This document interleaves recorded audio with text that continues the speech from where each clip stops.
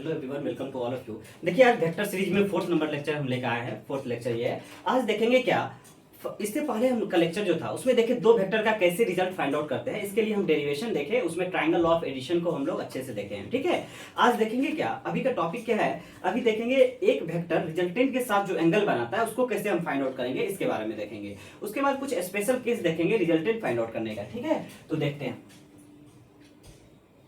Angle between vector and resultant. Vector और resultant के बीच का एंगल फाइंड आउट करना है। देखिए क्या था, एक वेक्टर ए था, ये ठीक है, ये बी था। ठीक है, ये वेक्टर ए था, ये वेक्टर बी था। इसको हम पैरेलली शिफ्ट कर लेते हैं। देखिए, एक वेक्टर ए था, इसी में यहाँ पे हम स्टार्ट करते हैं। एक वेक्टर ये बी था। ठीक है, इन दोनों का रिजल्टेंट वेक्टर यही पर है ट्रायंगलों में। दो वेक्टर अगर सेम ऑर्डर में होगा तो इसका रिजल्टेंट क्या होगा, ट्रायंगल को क्लोज करेगा रिवर्स ऑर्डर में। सेम ऑर्डर कैसे, एक वेक्टर ए का हेड बी के टेल से कनेक्टेड है, एक का हेड बी का टेल से कनेक्टेड है, तो ये सेम ऑर्डर होगा। अगर हेड हेड कनेक्शन होगा या टेल टेल कनेक्शन होगा तो रिवर्स ऑर्डर होता है। तो ए वेक्टर और बी वेक्टर सेम ऑर्डर में है, इसका रिजल्टेंट जो है ये ट्रायंगल को क्लोज कर रहा है रिवर्स ऑर्डर में। देखिए, रिवर्स ऑर्डर कब कहते हैं, हेड हेड कनेक्शन है। तो देखिए, रिजल्टेंट निकालने का फॉर्मूला हम लोग पढ़ चुके हैं, ये पढ़े पिछले लेक्चर में। अब यहाँ से परपेंडिकुलर डालेंगे, परपेंडिकुलर ये एंगल थीटा है, कितना है, थीटा है। तो ये देखे थे क्या, ये देख चुके हैं पिछले प्रीवियस लेक्चर में। ये ओ है, ये एम है, ये एन है, ये पी है। तो ये निकला था क्या, बी साइन थीटा, यानी पी एन का वैल्यू आया था बी साइन थीटा। कैसे, देखिए इस वाले ट्रायंगल में देखिए, ये बी है, इसका मैग्नीट्यूड क्या होगा, since in right angle triangle P M N में सिंस कितना दिया है, P M is equal to दिया है, P M is equal to B. हालांकि पी एम वेक्टर बी है, जब इसका मैग्नीट्यूड लेंगे, लेंथ लेंगे, तो लेंथ का मतलब होता है मैग्नीट्यूड लेंगे तो एरो को रिमूव करेंगे। उसके बाद अगर इसमें साइन थीटा पुट करते हैं, sine theta is equal to perpendicular, यानी P N upon perpendicular upon है हाइपोटेन्यूस, क्या है, पी एम है। तो पी एन कितना निकल के आएगा, P M sine theta, cross multiplication करेंगे कितना होगा, पी एम का वैल्यू कितना दिया है, बी के बराबर, तो बी साइन थीटा। ये कितना आया, बी साइन थीटा। अब ये कितना होगा, यहां से यहां तक, ये तो हो गया बी साइन थीटा। ठीक है, अब ये कितना होगा, एम एन कितना होगा, कॉस थीटा लगाइए, cos theta is equal to होगा base upon M N upon hypotenuse P M. तो एम एन कितना निकल जाएगा, P M cos theta. P M का वैल्यू कितना है, बी के बराबर, पी एम देखिए यहां से बी के बराबर है, तो बी कॉस थीटा हो गया। तो ये निकल के आएगा बी कॉस थीटा। ठीक है, अब देखिएगा क्या, इस वाले में अगर आपको वेक्टर ए के साथ रिजल्टेंट अल्फा एंगल निकालना है, आपको पूछेगा क्या, रिजल्टेंट किसी एक वेक्टर के साथ कितना डिग्री का एंगल बना रहा है। तो लेट अस एज्यूम रिजल्टेंट के साथ वेक्टर ए अल्फा एंगल बना रहा है और रिजल्टेंट के साथ वेक्टर बी बीटा एंगल बना रहा है। ठीक है, तो पहले टेन अल्फा देखिए कैसे निकालेंगे। Tan alpha is equal to, in triangle लिख देते, in right angle triangle P O N में, पी है, ये ओ है, पी ओ एन में tan alpha is equal to होगा perpendicular upon base. Tan theta क्या होता है, परपेंडिकुलर क्या है, पी एन है, बेस क्या है, ओ एन है। तो पी एन देखिए कितना है, बी साइन थीटा, ये कितना है, बी साइन थीटा। और ओ एन कितना है, ओ एन है क्या, O M plus M N. O N यहां से यहां तक है, ये प्लस ये कीजिएगा, तो ये कितना होगा, ए प्लस बी कॉस थीटा, ए प्लस, देखिए ना, ए प्लस यहां से यहां तक ए हुआ, उसके बाद ये एम एन कितना होगा, बी कॉस थीटा। आपको याद क्या रखना है, आपको याद रखना है जिस वेक्टर के साथ रिजल्टेंट एंगल बनाएगा, इसके अलावा जो वेक्टर बाकी है, रिजल्टेंट अगर ए के साथ एंगल बना रहा है तो ऊपर में वेक्टर बी साइन थीटा आएगा। क्या आएगा, बी, वेक्टर बी का मैग्नीट्यूड इनटू साइन थीटा आएगा। उसके बाद नीचे में जो ऊपर में आया उसी को कॉस के साथ नीचे आ जाएगा, और जिसके साथ एंगल बना रहा है वो एडिशन में आएगा। फिर से समझिए, जिस वेक्टर के साथ रिजल्टेंट एंगल बना रहा है वो वेक्टर ऊपर में नहीं आएगा। अब वेक्टर ए के साथ रिजल्टेंट बना रहा है एंगल अल्फा, तो यहाँ पे जो आएगा ऊपर में इस वाले नोमिनेटर में आएगा ये परपेंडिकुलर के केस में बी साइन थीटा, यानी जिसके साथ एंगल बन रहा है, रिजल्टेंट बना रहा है, वो वेक्टर नहीं आ रहा। उसके अलावा कौन सा वेक्टर बच गया? ए और आर के अलावा बी वेक्टर बचा हुआ है, तो बी साइन थीटा ऊपर में आएगा, इसी का कॉस के साथ नीचे आएगा, और ए क्या हो जाएगा? प्लस में, जिसके साथ एंगल बना रहा है वो प्लस में होगा सिंगल। जैसे मान लिया जाए सर टेन बीटा कैसे लिखेंगे, देखिए टेन बीटा लिखना होगा, तो टेन बीटा लिखने के लिए देखिए यहाँ पे टेन बीटा क्या, रिजल्टेंट बी के साथ एंगल बना रहा है, रिजल्टेंट किसके साथ एंगल बना रहा है? बी के साथ। तो यहाँ पे बी ऊपर में नहीं आएगा, ए साइन थीटा ऊपर में आएगा, जिसके साथ रिजल्टेंट एंगल बनाएगा वो ऊपर में नहीं आएगा। तो रिजल्टेंट बी के साथ एंगल बना रहा है तो बी नहीं आएगा ऊपर में, साइन थीटा के साथ क्या आएगा? एक ए साइन थीटा आएगा। जितना आया उसका कॉस थीटा लगा दीजिए और यहाँ पे बी ऐड कर दीजिए। ए ले लिए वेक्टर का, बचा किसका रिजल्टेंट है? तो बी का है, तो ए ले लिए तो बी करना होगा, ठीक है। तो ऑलवेज याद रखना है। देखिए एक और एग्जांपल लेते हैं, यहाँ पे देख रहे हैं, ये है वेक्टर P, ठीक है, ये है वेक्टर Q, ठीक है, ये है वेक्टर R, ये वेक्टर क्या है? रिजल्टेंट R है, एंगल है थीटा। वेक्टर P और वेक्टर Q के बीच का एंगल कितना है? थीटा। कितना एंगल है? वेक्टर P और वेक्टर Q के बीच का एंगल थीटा है। तो देखिए रिजल्टेंट के साथ अगर अल्फा एंगल है तो टेन अल्फा कैसे लिखेंगे? रिजल्टेंट P के साथ कितना एंगल बना रहा है? रिजल्टेंट P वेक्टर के साथ अल्फा एंगल बना रहा है, तो टेन अल्फा अगर लिखना होगा तो टेन अल्फा लिखने के लिए हम क्या करते हैं? टेन अल्फा लिखने के लिए हम क्या करेंगे? देखिएगा जरा सा, टेन अल्फा लिखना है तो अल्फा किसके बीच का एंगल है? रिजल्टेंट P वेक्टर के साथ एंगल बना रहा है, तो जिस वेक्टर के साथ रिजल्टेंट एंगल बना रहा है उस वेक्टर को ऊपर में नहीं लिखेंगे। तो इसके अलावा बचा क्या है? Q, तो Q sine theta by Q cos theta, और प्लस में क्या लिखेंगे? किसके साथ है? किसका रिजल्टेंट है? Q और P का रिजल्टेंट है, तो P ऐड में कर देंगे, ठीक है। लेट अस अज्यूम ये एंगल बीटा है, ये एंगल बीटा है, तो बीटा कितना होगा? Tan beta is equal to, यहाँ देखिए बीटा किसके बीच का एंगल है? Q के साथ रिजल्टेंट बना रहा है, तो जिस वेक्टर के साथ एंगल होता है उस वेक्टर को ऊपर में, उसका मैग्नीट्यूड ऊपर में नहीं लिखते हैं, इसका मैग्नीट्यूड नहीं लिखेंगे, तो Q के साथ मैग्नीट्यूड नहीं लिखेंगे तो किसका लिखेंगे? P का magnitude, P sine theta by P cos theta, और क्या आएगा? Q आ जाएगा एडिशन में, जिसके साथ एंगल बनाता है वो एडिशन में आता है। तो इसी तरह से हम लोग लिखते हैं, ठीक है। तो ये हो गया। अब हम देखते हैं क्या, अब हम देखेंगे थोड़ा सा, अब रिजल्टेंट का एंगल निकाल लिया, अब हम देखेंगे इसी में कुछ स्पेशल केस देखेंगे, ठीक है। इसका स्क्रीनशॉट ले लीजिए आप लोग। अब देखिए क्या है, देखते हैं इसी में देखेंगे कुछ स्पेशल केस देखेंगे, रिजल्टेंट निकालने का कुछ special case.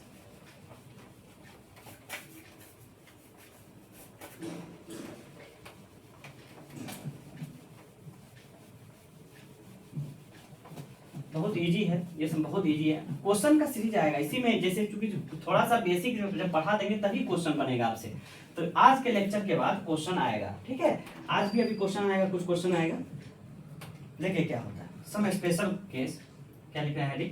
Some special case for resultant of vector, some special case for resultant of two vectors. दो वेक्टर के रिजल्टेंट का कुछ स्पेशल केस देखते हैं, कुछ स्पेशल केस देखते हैं जो आपको याद रखना चाहिए, ठीक है। फर्स्ट केस क्या देखेंगे? Case first. फर्स्ट केस क्या देखेंगे? Case first, if two vector are parallel, अगर दो वेक्टर एक ही डायरेक्शन में हो, इफ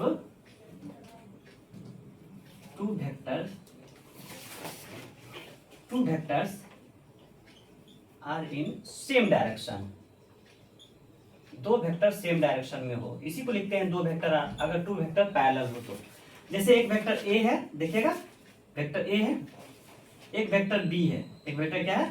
बी है। दोनों वेक्टर सेम डायरेक्शन में है, सेम डायरेक्शन है तो इसको कहेंगे पैरेलल है। जब दो वेक्टर पैरेलल होता है तो दोनों के बीच का एंगल कितना होता है? ये पढ़ाए हैं टाइप्स ऑफ वेक्टर में, 0 डिग्री होता है। कितना होता है? 0 डिग्री। तब देखिए क्या रिजल्टेंट निकालने का डायरेक्ट फॉर्मूला क्या होता है? रिजल्टेंट का मैग्नीट्यूड निकालने के हम जानते हैं under root A square plus B square plus 2ab cos theta, 2ab cos theta.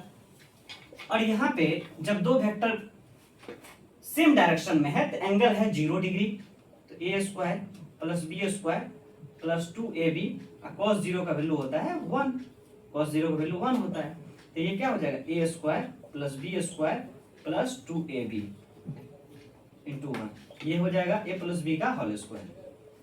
A square plus B square plus 2ab क्या हो, ए प्लस बी का होल स्क्वायर। स्क्वायर रूट हटेगा तो स्क्वायर भी हट जाएगा, तो ए प्लस बी हो। जब दो वेक्टर सेम डायरेक्शन में हो तो रिजल्टेंट निकालने के लिए हमको कुछ भी सोचना नहीं है। जब दो वेक्टर सेम डायरेक्शन में होगा तो रिजल्टेंट निकालने के लिए सीधा दोनों को मैग्नीट्यूड क्या करेंगे, ऐड कर देंगे। जैसे 10 न्यूटन का फोर्स इस डायरेक्शन में लग रहा है, 20 न्यूटन का फोर्स इसी डायरेक्शन में लग रहा है, तो रिजल्टेंट निकालने के लिए हमको इतना बड़ा फॉर्मूला से नहीं गुजरना है। 10 + 20 करके 30 हो जाएगा, ठीक है। ओके, अब देखिए क्या होगा। अब केस 2 लेते हैं। केस क्या लेते हैं, केस दूसरा। केस दूसरा क्या होगा, जब दो वेक्टर अपोजिट डायरेक्शन में हो, एक वेक्टर इस डायरेक्शन में है, एक वेक्टर इस डायरेक्शन में है। जब दो वेक्टर अपोजिट डायरेक्शन में हो, if two vectors are in opposite direction. क्या है, अपोजिट डायरेक्शन। दो वेक्टर क्या हो, अपोजिट डायरेक्शन में हो। जैसे देखिए एक वेक्टर इधर है, ए वेक्टर, और दूसरा वेक्टर किधर है, इधर है, बी वेक्टर। दोनों इस केस में एंगल कितना होगा, here theta is equal to 180 degree. देखिए ना, एक इधर है एक इधर है, तो दोनों के बीच का एंगल कितना बनेगा, 180 डिग्री का बनेगा।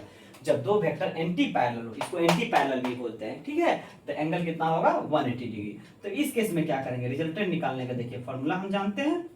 सेम फॉर्मूला लगेंगे, A square plus B square. दो वेक्टर ए एक दूसरा बी है, फर्स्ट वेक्टर के मैग्नीट्यूड का स्क्वायर प्लस सेकंड वेक्टर के मैग्नीट्यूड का स्क्वायर प्लस 2 फर्स्ट वेक्टर का magnitude second vector into cos theta. Theta कितना पुट करेंगे, 180 डिग्री। तो A square plus B square plus 2ab cos 180 का वैल्यू कितना होता है, -1। ये बता चुके हैं। ये जब आएगा A square plus B square plus 2ab cos 180 का वैल्यू होता है -1, ठीक है। तो ये हो जाएगा under root a minus B का होल स्क्वायर। इसको जब करते हैं A square plus B square minus 2ab, यानी a माइनस बी का होल स्क्वायर। जब रूट से बाहर निकलेगा a माइनस बी का मॉडुलस लगाएंगे। सर ऐसा क्यों कर रहे हैं, यहाँ तो a माइनस बी होना चाहिए सिर्फ। जब रूट से हटेगा तो स्क्वायर हटेगा तो रूट भी हट जाएगा, तो a माइनस बी होना चाहिए। आप मोड क्यों लगाए, मोड इस वजह से लगाए हैं, अगर बाय द वे a का वैल्यू अगर छोटा हो, अगर बाय द वे, देखिए ठीक है, आप मोड नहीं लगाते, ठीक है, मोड नहीं लगाए, मोड का नहीं लगाए, ऐसे निकल गया। अगर a है 5 और b है 10, तो दोनों का डिफरेंस लेंगे तो -5 निकल के आएगा। 5 - 10 करेंगे तो -5 आएगा। -5 रिजल्टेंट कभी भी निगेटिव नहीं हो सकता। रिजल्टेंट का मैग्नीट्यूड कभी भी निगेटिव नहीं हो सकता है। किसी वेक्टर का मैग्नीट्यूड निगेटिव कभी भी पॉसिबल नहीं है। तो रिजल्टेंट कभी भी निगेटिव में नहीं हो सकता है। इसी वजह से हम इसी सिनारियो को देखते हुए हम इसमें मोड लगा देते हैं, ताकि अगर डिफरेंस निगेटिव भी आए तो मोड क्या करता है, मोड एक मैथमेटिकल ऑपरेशन है, निगेटिव को भी क्या कर देता है, पॉजिटिव में कन्वर्ट कर देता है। जैसे 5 - 10 के अगर -5 आया, अब मोड लगा हुआ है, मतलब क्या, -5 को भी क्या कर देगा, +5 कर देगा, ठीक है। अगर a बड़ा रहता, a 10 रहता, b 5 रहता, तब तो कोई टेंशन ही नहीं है, 10 - 5 करेंगे तो 5 ही आएगा। अब रिजल्टेंट का मैग्नीट्यूड 5 आया, पॉजिटिव आया। लेकिन अगर a स्मॉल रहता, b ग्रेटर रहता, तब प्रॉब्लम हो जाता है। इसी वजह से हम मॉडुलस लगा दे रहे हैं, ठीक है। चलिए अब देखते हैं, दो केस और देखेंगे। आप चाहे तो इसका स्क्रीनशॉट ले सकते हैं, ओके। इसको याद रखिएगा। इसमें क्या क्या याद रखेंगे सर, इसमें इतना कहानी स्टोरी नहीं याद रखना है, स्टोरी याद नहीं रखना है। एक ये याद रखना है, जब दो वेक्टर क्या हो, सेम डायरेक्शन में हो, तो सीधा ऐड कर देते, दोनों के मैग्नीट्यूड को ऐड कर देते रिजल्टेंट निकालने के लिए। और जब दो वेक्टर अपोजिट डायरेक्शन में हो, एंटी पैरेलल हो, तो क्या करेंगे, एक वेक्टर में से दूसरे को सब्ट्रैक्ट करते हैं। किस में से सब्ट्रैक्ट करेंगे सर, जिधर का वैल्यू ज्यादा होगा, जिस वेक्टर का मैग्नीट्यूड ज्यादा होगा, उसमें से कम वाले वेक्टर का मैग्नीट्यूड माइनस कर देंगे। जिस वेक्टर का डायरेक्शन कैसे होगा रिजल्टेंट का, तो सर जिस वेक्टर का वैल्यू ज्यादा होगा उसी डायरेक्शन में रिजल्टेंट का भी वैल्यू आएगा। सपोज एग्जांपल 10 न्यूटन का इधर लग रहा है और 5 न्यूटन का इधर लग रहा है, तो दोनों 180 डिग्री पे है, तो ओवरऑल का नेट वैल्यू का है निकालने के लिए 10 न्यूटन से इधर खींच रहा है, 5 न्यूटन से इधर, तो हम 5 न्यूटन से इधर जाएंगे। तो कैसे हुआ पॉसिबल, 10 में से 5 को माइनस किए, और डायरेक्शन कौन सा हुआ, जिस वेक्टर का वैल्यू ज्यादा है उसी वेक्टर के डायरेक्शन में हुआ, तो वैल्यू इसका था ज्यादा, इसी डायरेक्शन में हुआ। क्लियर है। अब देखेंगे क्या, अब देखेंगे एक और केस देखेंगे, जब दो वेक्टर 180 डिग्री पे हो, सॉरी 180 0 डिग्री देखिए। अब जब दो वेक्टर, एक ये याद रखना था सेम डायरेक्शन में, अपोजिट डायरेक्शन में ये याद रखना है, दोनों का डिफरेंस कर लेंगे, मॉडुलस लगा देंगे, ठीक है। अब देखिए क्या देखेंगे, अब देखेंगे जब दो वेक्टर 90 डिग्री एंगल पे, कितना डिग्री एंगल पे हो, जब दो वेक्टर के बीच का एंगल 90 डिग्री हो तब क्या होता है, इसके बारे में देखेंगे। इस सब के क्वेश्चन जब बनाएंगे तब बहुत मजा आएगा, ठीक है। क्वेश्चन बहुत इजी रहता है, क्वेश्चन का भी प्रैक्टिस करवाएंगे, आएगा अभी।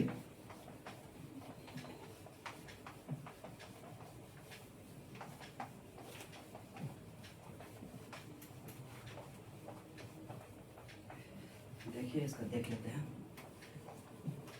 देखिएगा केस थर्ड लेते हैं। केस क्या लेते हैं, थर्ड लेते हैं। केस थर्ड में क्या कहता है, अगर दो वेक्टर परपेंडिकुलर है, इफ टू वेक्टर्स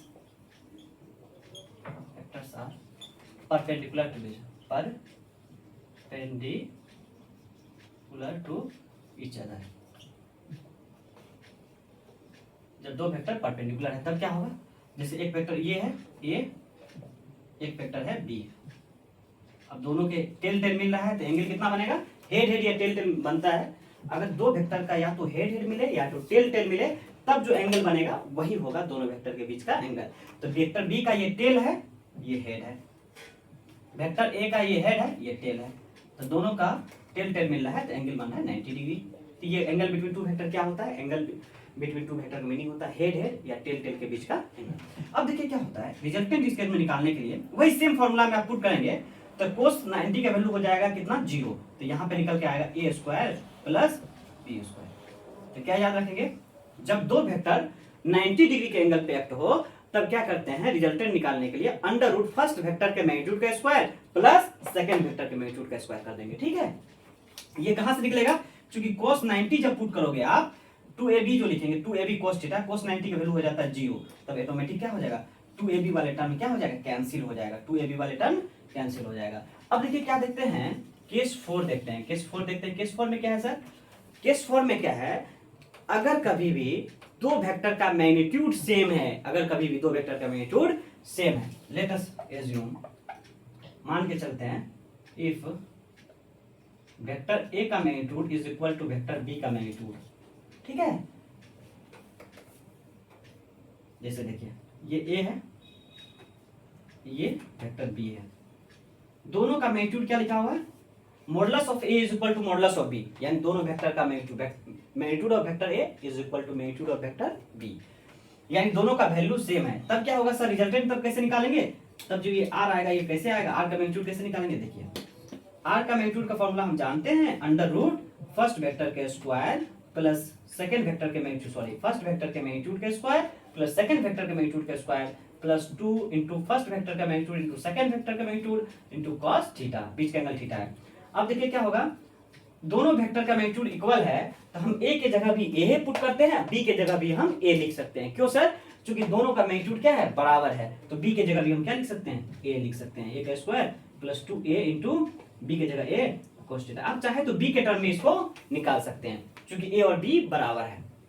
अब देखिए क्या हो जाएगा, A square plus A square 2a square 2a into A, यानी 2a स्क्वायर यहाँ पे भी होगा cos थीटा। अब सर क्या करेंगे, 2a स्क्वायर दोनों में है, कॉमन ले लेंगे, यहाँ पे भी यहाँ पे भी 2a स्क्वायर कॉमन आ गया तो 1 प्लस cos थीटा आया सर। अब 1 प्लस cos थीटा का फॉर्मूला क्या होता है, 1 प्लस cos थीटा का फॉर्मूला होता है 2 cos square theta by 2 cos square theta by 2, ये ट्रिग्नोमेट्री में हम लोग पढ़ चुके हैं।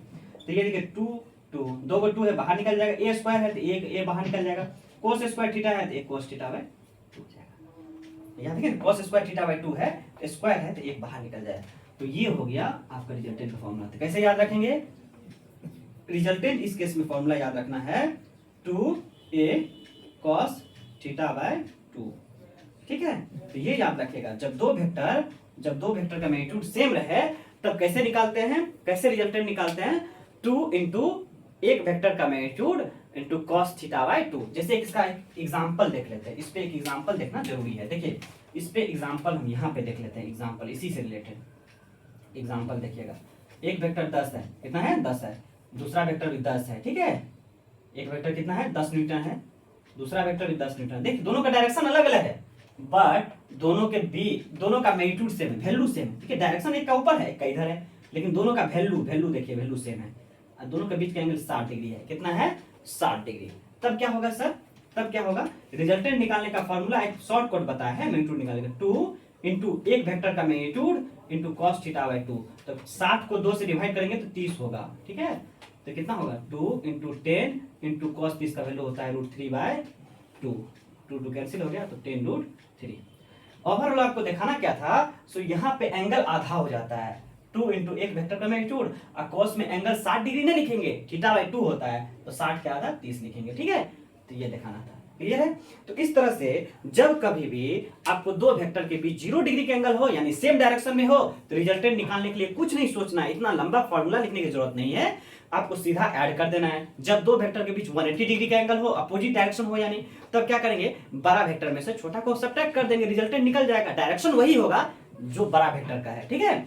उसके जब थर्ड नंबर में जब दो वेक्टर 90 डिग्री पे एक्ट हो, यानी एक ऐसे है दूसरा ऐसे है, तब क्या होगा, रिजल्टेंट निकालने के लिए अंडर रूट फर्स्ट वेक्टर के मैग्नीट्यूड का स्क्वायर प्लस सेकंड वेक्टर के मैग्नीट्यूड का स्क्वायर। उसके बाद फोर्थ नंबर में जब दो वेक्टर का वैल्यू सेम है यानी मैग्नीट्यूड सेम है, तब रिजल्टेंट निकालने के लिए 2 इंटू फर्स्ट वेक्टर का मैग्नीट्यूड इंटू cos θ/2 होता है, 2a cos θ/2, 2a cos θ/2, ऐसे याद रखना है, ठीक है, क्लियर है। अब इसके बाद हम लोग क्वेश्चन के बनाने लायक हो गए, आगे नेक्स्ट लेक्चर में हम लोग देखते हैं।